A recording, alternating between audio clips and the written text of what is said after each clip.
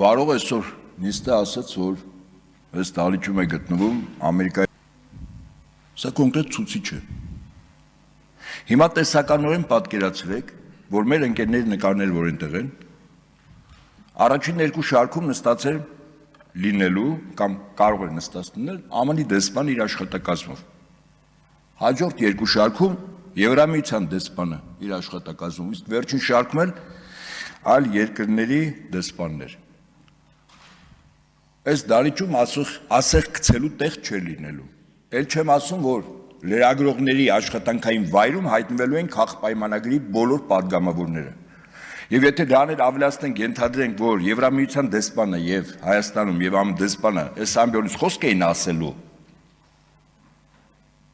դուք պատկերացնում եք ինչ վիճակ է լինելու։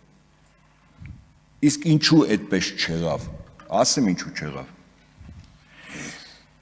Անցյալ տարի հունիս 12-ին ազգային ժողովի մոտ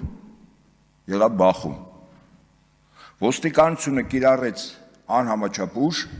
օգտագործեց հատուկ տեխնիկական միջոցներ, որի իրավունքը չուներ, կոնկրետ այդ տեխնիկական միջոցների։ Ձերբակալվեցին տասնյակներով մարդիկ, նվաստացումներ, խոշտանգումներ, դատական պրոցեսներ։ Իսկ ինչ ասում Հայաստանի Հանրապետությունում հավատագրված դեսպանը եւ այդ դեսպանությունը, այս հայտարարությունից երկու տարբերություն կարդա, որով հիմնավորում եմ, թե ինչու այնտեղ նստած չեն։ Ասում է. մենք ցուցարարներին հորդորում ենք հավաքների ազատության իրենց իրավունք տիրացնել պատասխանատու կերպով, զերծ մնալով բռնություն դրսևորելուց։ Պարզ է, չէ՞։ Քաղաքական տարաձայնությունների լուծումն ապահովում է ժողովրդավարական գործընթացների միջոցով։ Ասեք կենասնա, լղոզելուց հետո, ժողովրդին մեղադրելուց հետո, հաջորդ տարբերությունը։ Միացյալ Նահանգների դեսպանատունը նաև խրախուսում է իրավապահներին հասարակական կարգի պահպանում իրականացնել քաղաքացիների խոսքի եւ հանրավակների ազատության իրավունքի ապահովմամբ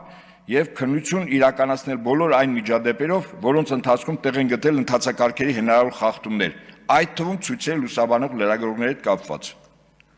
Այսինքն տասնյակներով ծեծել, ջարդել, մեքենաներ մեջ նվաստացնել,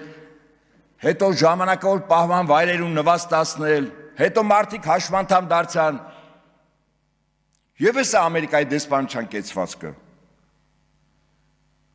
Ես կարծում եմ, որ այս հայտարարությունից հետո համարժեք արձագանք չեղավ։ Ոչ միայն այն ժամանակ Տաուշը հանուն հայրենիքի կամ հետո սրբազան շարժման ղեկավարների կողմից, ընդհանրապես Հայաստանում ընդդիմադիր դաշտի կողմից չեղավ համարժեք։ Սա նշանակում էր, ինչ որ ես կարդացի,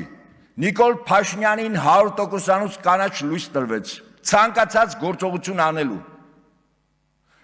Ես համակարծիք եմ իշխանությունների այն ներկայացուցիչների հետ, որոնք ասում են, որ քաղբանտարկյալ չկա, ես էլ եմ գտնում, քաղբանտարկյալ չկա։ Կամ պատանդառուներ, գերեվարվածներ, պատանդ են այդ մարդիկ։ Հիմա առաջարկս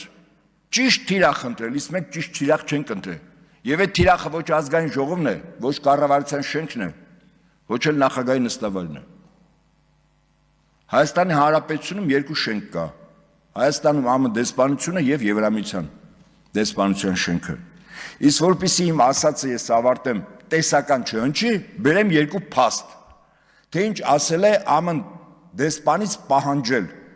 որ իրավունք ունենք, որտեղ ԱՄՆ-ն է եւ Եվրամիությունն է աշխարհում ներկայանում մարդու իրավունքների պաշտպանության ավանգարդում, որպես շոքեքարշ երկիր եւ կառույց։ Անցյալ տարի մայիս ամսին արտգործնախարարության մեջ մեծ ցույց եղավ։ Իշխանությունները ձերբակալեցին մի քանի տասնյակ քաղաքացիների։ Հաջորդ օրը հայկական ժամանակը վերդիկտը դրեց։ Պետք է ձերբակալվեն նաև այդ հավաքի փողոցային անկարգությունների կազմակերպիչները։ Իսկ դա առաջին հերթին եւ ուղղակիորեն Բագրատ Սրբազանի մասն էր։ Ինչ լուծում եղավ։ Լուծումը հետևյալն էր։ 72 ժամը դեռևս չլրացած հաջորդ օրը առավոտյան Բագրատ Սրբազանը մեկ օրվա ընթացքում 3 անգամ այդ դեպքերի հետ կապված գնահատական տալու ժամանակ հիշեց ԱՄՆ պետությանը, որը ֆինանսավորում է Հայաստանի Հանրապետության ոստիկանությանը, որոնք ուժ են կիրառում ոչ համաչափ եւ ապօրինի գործողություններ են անում։ Եվ ինչ եղավ։ Իդեպ ասեն ձեզ այդ օրը Բագրատ Սրբազանին պիտի ձերբակալ էին։ Ես 100%-անից բան եմ ասում։ Ոչ միայն Բագրատ Սրբազանին չձերբակալեցին, որովհետեւ հայկական ժամանակը արդեն գրել էր ով է կազմակերպիչը, անունը չէր գրել, բայց իրեն ձերբակալեին։ Այլև 14 ձերբակալված անձանց բաց թողեցին, 72 ժամը դեռևս չլրացած։ Սա առաջին փաստն եմ ասում, որ տեսություն չի, եւ երկրորդ փաստը։ Այս տարի մարտ ամսին ես իմ ընկերներով 2 տասնյակ ընկերներով ցույց կազմակերպեցինք ԱՄՆ դեսպանության հարևանությամբ։ Մի շարք պաստառներ կային, բայց ամենակարևոր պաստառը ԱՄՆ դեսպանին նշված էր persona non grata։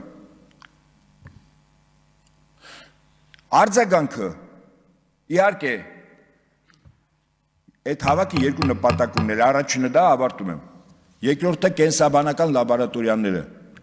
արձագանքը մեկ օրվա մեջ 760 հրապարակում, 10 պետությունում, ընտրենք ճիշտ թիրախներ, ես ձեզ վստահեցնում եմ, իրավիճակը գլխիվայր և որակապես շուռ կգա,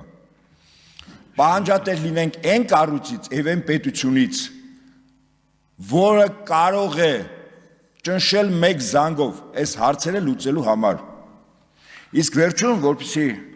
մեզ համար պարզ լինի ինչ ասել է Ամերիկայի Միացյալ Նահանգներ, Հայաստանում կա հակակոռուպցիոն կոմիտե։ Այդ կոմիտեն ԱՄՆ-ի կողմից ստեղծված կառույց է երկիր մոլորակի բոլոր պետություններում, ֆինանսավորման, կազմակերպական, խորհրդատվական եւ այլն։ Այնպես որ այս գործի մեջ ականջներ կան։ Ճիշտ թիրախներ եւ լուծումը իրանց սպասեցնել չի տա, շնորհակալություն։